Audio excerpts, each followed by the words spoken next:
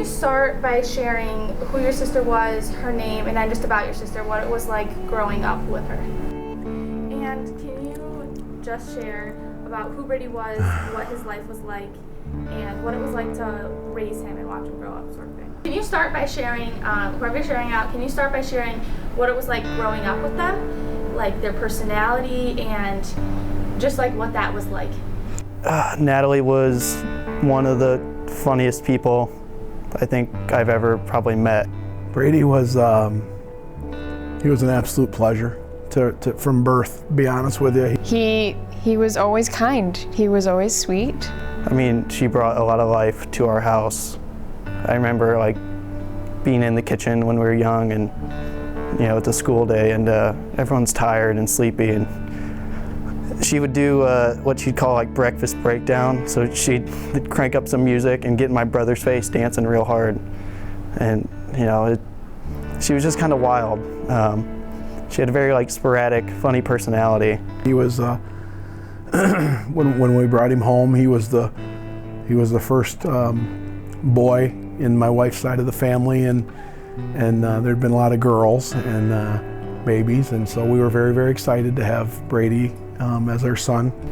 I always looked forward to seeing him, and he was always making an effort to ask everyone else about their lives and what was going on and how they were doing. He was really invested in other people. She was very smart, super smart, always, you know, at the top of her class. She was a great athlete. Like, she was a really good cross-country runner. She was pushing school records as a freshman, and then she quit because she just also did not take stress well. Yeah, like I said, super smart, super personable. Everyone that met her loved her. He was such a happy-go-lucky, you know, kid, and always laughing and wanting to make you laugh and just having fun.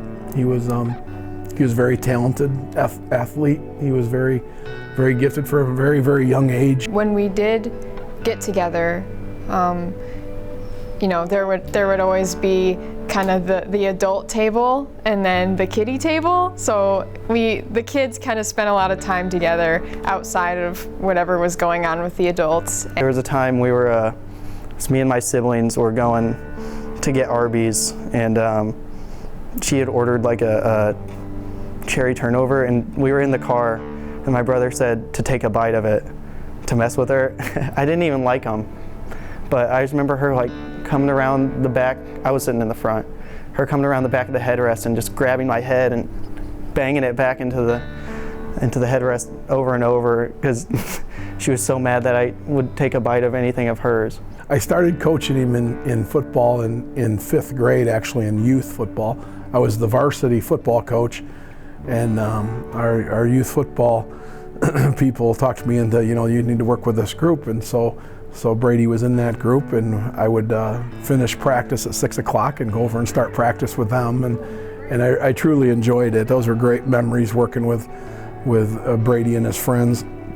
Him and I were really close in age, so we kind of always related to each other in what kind of life experiences we were going through at the same time. Me and my sister Natalie were both kind of the more quiet, a little bit softer spoken, but you know, so I always felt like Natalie and I were pretty closely related and similar. You know, he started as a freshman on our varsity team that went 13-1. And by the time he was a senior, he was pretty much running the offense himself. As you know, I'm the head coach standing on the sideline in my 32nd year, and he was running the show for us at Ithaca High School. So that was really neat to see him grow. She had moved away for a little bit and then moved back in with us. And anyways, yeah,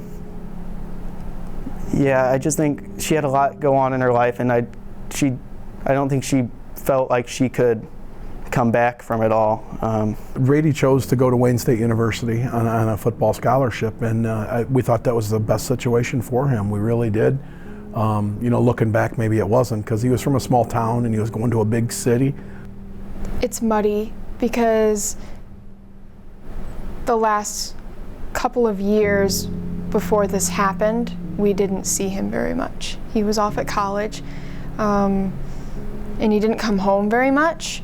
I didn't see it coming at all, and that's, I And that's like something that weighs on me for sure, because it's like looking back, you're like, I should have known. As parents, we really thought, our son's in a good situation. He's going to school and he's not paying for school, and his girlfriend Allie is she's like a daughter to us. She really is. She's been around. She's a part of our family, and so we really felt good, especially after Christmas when he went back in December of 22. We were like, he's in a good spot. Things are going well, and 4 weeks later he was gone.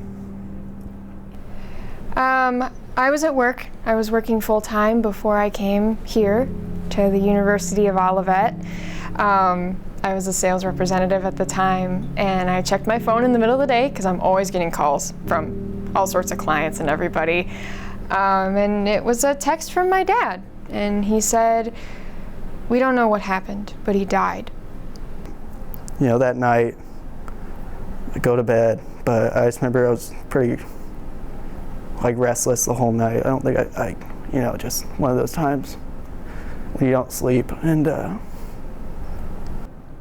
I'll never forget that my wife calling me and saying that our son was home, and we were so excited because he'd come home for the weekend, and we were going to get a chance to see him. And moments later, that excitement and happiness turned into the worst horror a parent could experience. Anyway, I just remember at the time, my other sister was pregnant at the time, and I'm laying awake. I sleep downstairs, and I'm laying awake, and I hear crying and wailing almost. And my sister was pretty far along in her pregnancy, 8 months or something. And I just remember laying there, and I was like, oh, she must be going into labor or something. I was home within minutes from my wife calling me the second time, and was able to get her, out of the area and call 911, and I broke the door down and was able to get inside, and Brady was gone. It was his dorm room he was found in. He hanged himself, and I think a friend and or roommate found him. And so that's the expectation I have in my mind, and I don't know why I didn't get up or anything, but I remember my brother and my mom knocked on my door, and they came in and sat down on the bed next to me. And I'm expecting hey, Julia went into labor, and I just remember my brother telling me that Natalie had committed suicide, and the initial feeling of that is,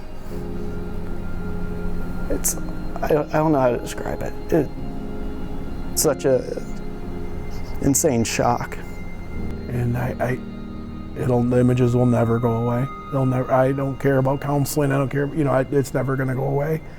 Our son was gone. There was a really deep level of pain that I felt past just knowing that he died in this way, knowing that I have experienced some of these thoughts and feelings and emotions in my past, and knowing how he must have felt, and knowing that I didn't know. The pain, it's so intense. And such a, sometimes you feel like you're in a dream, but I knew it was unfortunately real. It impacted the family in a way that I never would have imagined. Even my family, because he was a cousin, he wasn't even in my household, and it was still none of us are the same. It's been almost 3 years, and it does something to the people that are impacted by it. It tears families up. And we were prepared for the 1 year anniversary of it. What we weren't prepared for was the week leading up to the 1 year anniversary. And this was the last time I saw him, or the last time I hugged him, or the last time I texted him, or whatever it may be. All those last times. But going through it, I've realized, the value of life, and how much it means to, appreciate the people around you. And I still don't do a good enough job, but the people around you, your family, your friends, those hold them dear and don't be afraid to tell them that you love them, because like I said, I remember the last interaction I had with my sister, but I couldn't tell you the last time I told her I loved her before that. So, and that's something I wish I knew. Like, when was the last time I said that? So yeah, don't hold that stuff in. Before. That's really the big message that I would give, is before you do anything, tell somebody.